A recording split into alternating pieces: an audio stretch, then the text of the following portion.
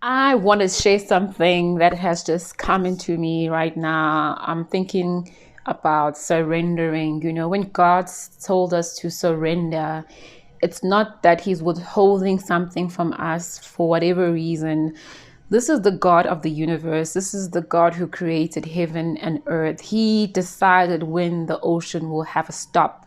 He decided when we will have trees as tall as anything. He decided that animals will be created, such as lions, bears.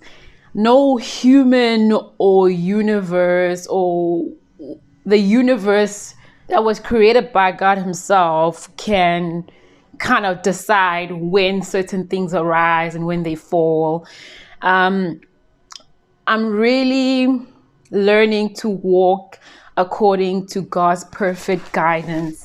In the Garden of the garden where obviously Adam and Eve were in, when Eve was there and Satan planted a seed of something God maybe was withholding from her, like if she eats of that tree, she will get everything and anything, which is impossible. As I was reading the book of Job a while ago, I'm just reminded when God tells Job, if God finally responds to Job and says, "Where were you? Where were you, Job, when I created this? Where were you? Who decided that the ocean will stop at a particular point? Who decided that they will create an animal with such big wings and blah, blah, blah? Who decided, Job? Where were you?" And for me, I've come to place where I'm so confident and comfortable with God's perfect divine order.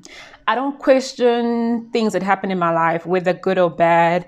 I don't try and understand certain people's behaviors, whether good or bad.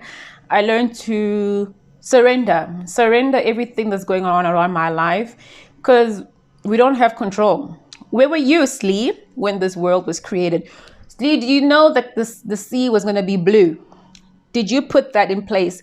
Did you know that a lion was going to want to kill, want to eat like things with blood? Did you know that dolphins were going to be, they're not going to eat, any red-blooded animal. They just want to drink water and have plants. Did you know? Did you know? Did you know? Because once you reach to a point that you have a limited point of view, and you must be fine with not knowing certain things because you are not God. And like I mentioned, I was reading this book about the book of Job a while ago. And I just love how God responds to Job. And he's stating the obvious. Because God, guys, wouldn't be God if He gave us view of what He was going to do. He is God because He is greater than everything and anything in this world. Why would you want to know? You have no business knowing the things that are unseen. He will reveal to you when it's time. And the problem with a lot of people, they want to control a particular outcome of their life. And then they'll use particular spiritual gateways to kind of communicate with the dead. Or they'll try and connect with certain spirits or use certain individuals, whether it's mediums or read star signs. Now, don't get me wrong. I remember in high school, I used to be obsessed with reading star signs, and people will tell me, "Oh, you were born in February. That means you an Aquarius." And then I will rely on that particular star sign for forever and a day. Like every magazine I used to buy, I want to see what star sign got for me today. And after a while, after reading the Holy Bible, I realized, hey, no amount of astrology or medium or individual, because whatever you try to control, okay, let's go back to the basics. Whatever you try to control is the works of the enemy. Okay, because God frees. He frees. He gives peace. The enemy wants to control you. He accuses you. He puts you in a box. That's his nature. So when you try and do stuff that you have no business doing, so you can communicate with the spiritual illegally, we see many times in the Bible where people try to communicate with the spirituals, go to mediums, go to see people, consult gods and statues and all these things. A lot of chaos happened out of that because they were trying to do things outside of the will of God. Sometimes it works, just like Pharaoh when Moses and Aaron went to Pharaoh. It worked. But there comes a point where it doesn't work, because these things require works. They require effort. You just have to continue work. I gotta do this. I gotta pay this person. I gotta do this. I gotta do this. I gotta do. I gotta put this on. I gotta put this on. I gotta put this on. I gotta put this on. So I can feel connected to the whatever nonsense. I'm just being honest. So when the Lord challenges Job, and I'm going to read from 38 and we'll take it from there. He says, when the Lord answered Job from the whirlwind, who is this that questions my wisdom with such ignorant words? Brace yourself like a man, because I have some questions for you, and you must answer them. Where were you when I laid the foundations of the earth? And I put a note here, nowhere. Tell me if you know so much, who determined its dimensions and stretched out the surveying lines? What supports its foundations? I have no idea. That's what I said here. And who laid its cornerstone? I do not know. Okay. As the morning stars sang together and all the angels shouted for joy, who kept the sea inside of its boundaries and burst from the womb?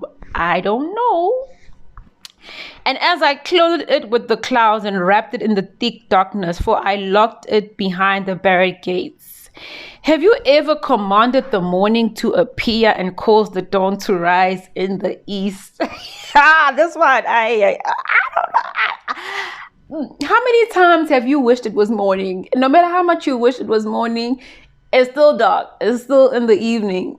Where were you? Okay. And I just love how he continues to ask the questions. Even in the verse 3, he says, brace yourself like a man, because I have some questions for you. Because this goes on and on. He tells them, have you visited the storehouses of the snow? Okay. Does the rain have a father? Who is the mother of the ice? Can you direct movement of the stars? Or guide the bear with her cubs across the heavens? Can you shout to the clouds? I'm literally all my notes here are saying no.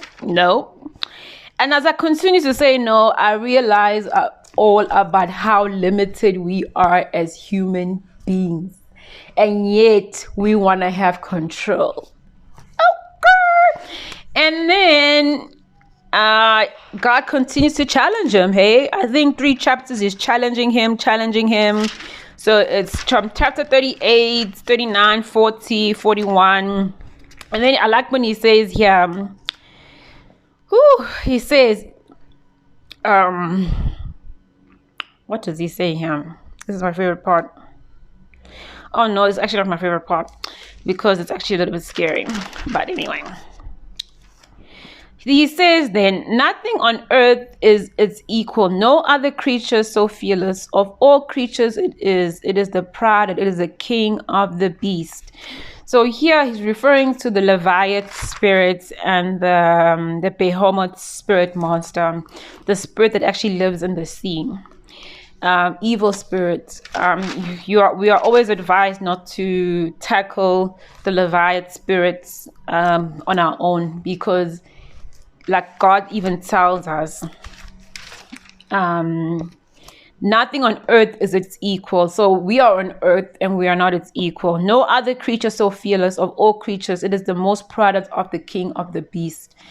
So the reason why he tells us this, because he is the only one that can fight it, alongside with you and his angel armies. Just like Daniel was going through whatever he's going through, God sent out his angel armies. So I really thought I should tell you this because there's a power in surrendering. Surrendering to not knowing. Being fine with not knowing. Being fine with people leaving you out. Being fine with a certain outcomes, whether it's a business or a career aspect not working. You don't know what God is doing. You don't know what God is protecting you from. You don't know because you are a human being. Okay? What you need to do is surrender your future to God and stop trying to control the outcome of your future, because it is what it is. Life is gonna life, Life here on earth is not the final thing. And I want you guys to read the book of Job. The book of Job is always, I remember reading it as a teenager. I was like, oh my gosh, this book is so long. And literally, I just realized the bulk of the book is actually his friends just tearing him down. If his friends were actually not talking nonsense, the book probably would have been 12 chapters. But anyway, so learn to surrender everything to God and stop trying to control everything.